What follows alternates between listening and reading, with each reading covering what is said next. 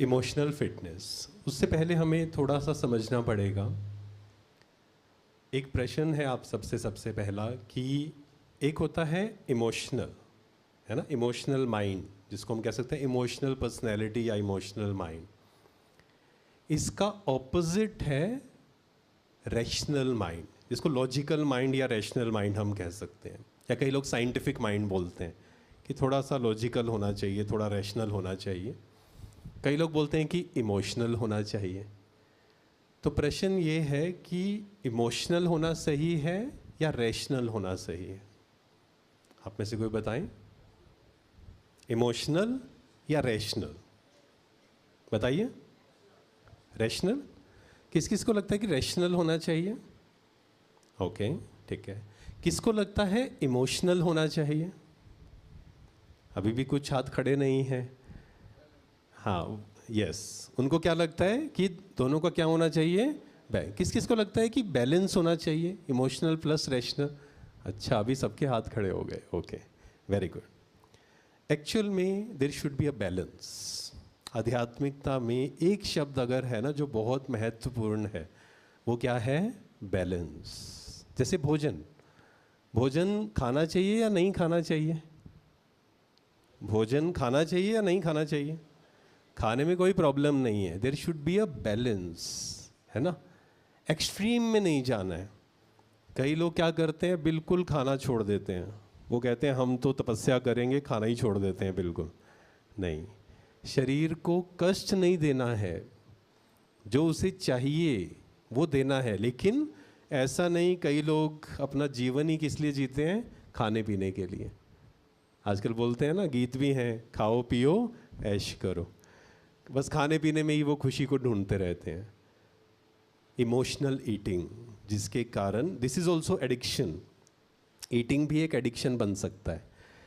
तो rational mind, emotional mind, इसके बीच में क्या है? Wise mind. There should be a balance. एक सिनेरियो मैं आपको देता हूँ, आप सोच के बताना, आप में से कोई भी आके शेयर कर सकता है। आप सोचिए, आपका दोस्त या आपका फैमिली मेम्बर, आप बैठे हैं, आपके सामने वो आया और उसने आकर 10 मिनट अपनी सारी लाइफ की प्रॉब्लम्स बताई। मेरे साथ ऐसा हुआ, मेरे सीनियर्स मेरे को ऐसा बोलते हैं, इसने मुझे हर्ट किया, फैमिली मेम्बर्स ने मुझे हर्ट किया। 10 मिनट कंटिन्यूस उसने अपनी प्रॉब्लम सुनाई आपको कि ये प्रॉब्लम है। अब आपने ध्यान से सुना सब चीज़ों को, अब आपको उत्तर देना है ना, या उसको समझाना है। आप कैसे समझाएंगे उसको, या क्या बोलेंगे उसको?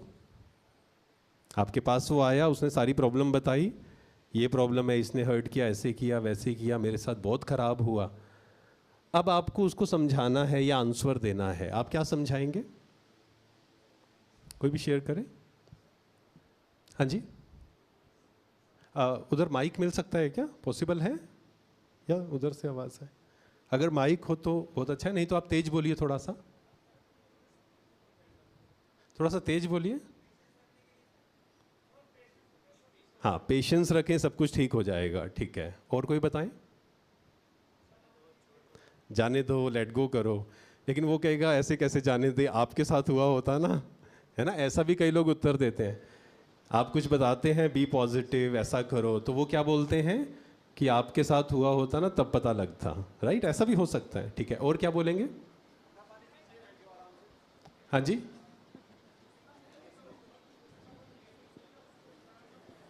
उसका हेल्प करो, लेकिन उसकी नेगेटिव चीज़ को ग्रहण मत करो। ठीक है, एक और कोई बताएं। प्लीज कूल डाउन और थोड़ा ठंडा पानी पिए, बैठ जाइए।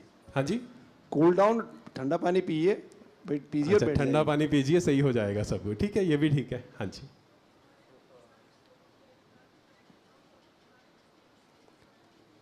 Very good, very good. इन्होंने क्या कहा कि हमारे सबके साथ कार्मिक अकाउंट हैं और वो सेटल हो रहा है। ठीक है, अच्छा, इसके साथ एक प्रश्न है कि जब वो हमें अपने सारे दुख की बातें सुना रहा है व्यक्ति, क्या हमें उसके दुख में दुखी होना चाहिए या नहीं होना चाहिए? होना चाहिए। दूसरा दुखी है, वो सुना रहा है हमें प्रॉब्लम, हमें थोड़ा सा दुख फील होना चाहिए या नहीं होना चाहिए? होना चाहिए। अभी मिक्स आंसर्स हैं। किस किस को लगता है कि यस दूसरों के दुख में दुखी होना चाहिए? लगभग 40%। किसको लगता है कि किसी के दुख में दुखी नहीं होना चाहिए? ओके। और कुछ है थोड़े से कंफ्यूज है ना, होना चाहिए नहीं होना चाहिए। एम्पैथी होनी चाहिए, राइट? एम्पैथी क्या है? क्या एम्पैथी का मतलब ये है कि दूसरे के दुख में दुखी हो जाएं? नहीं।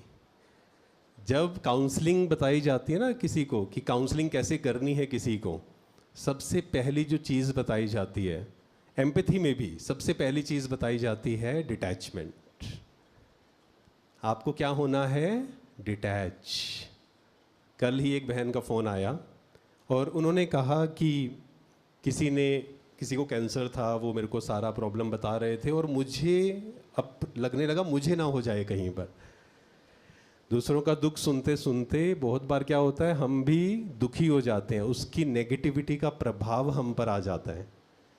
लेकिन उस व्यक्ति ने हमें क्यों सुनाई सारी प्रॉब्लम? क्यों सुनाता है कोई भी हमें प्रॉब्लम? वो अपना मन को क्या करना चाहता है? हल्का करना चाहता है। और क्या चाहता है? आंसर चाहता है या वो चाहता है आप भी रोना शुरू कर दो?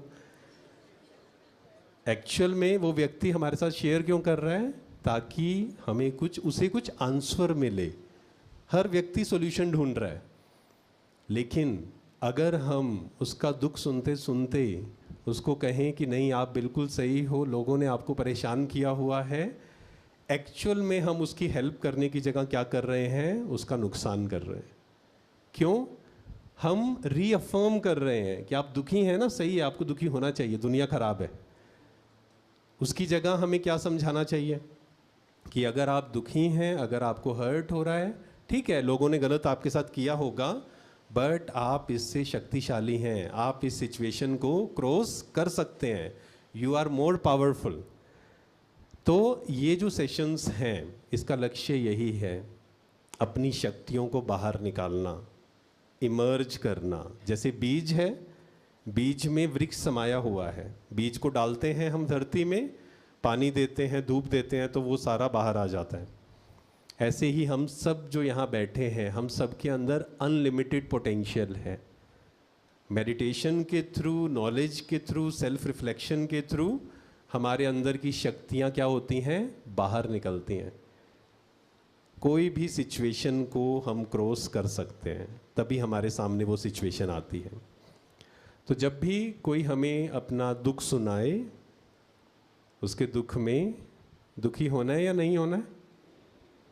अच्छे से बोलिए, सबकी आवाज़ नहीं आ रही। दुख में दुखी होना है या नहीं होना है? नहीं हो। नहीं तो फिर लोग क्या बोलेंगे अगर आप ऐसा करेंगे ना, वो कहेंगे आप तो पत्थर हैं बिल्कुल, आप पर तो कोई फ़र्क ही नहीं पड़ता है। एम्पैथी होनी चाहिए, अपैथ नहीं बनना है। ऐसा नहीं कि उससे फ़र्क ही नहीं पड़ रहा है हमें, पर सुनते सुनते अपने आप को स्ट्रॉन्ग करते हुए उसकी हेल्प कैसे करें, वो हमें सोचना है। That is empathy.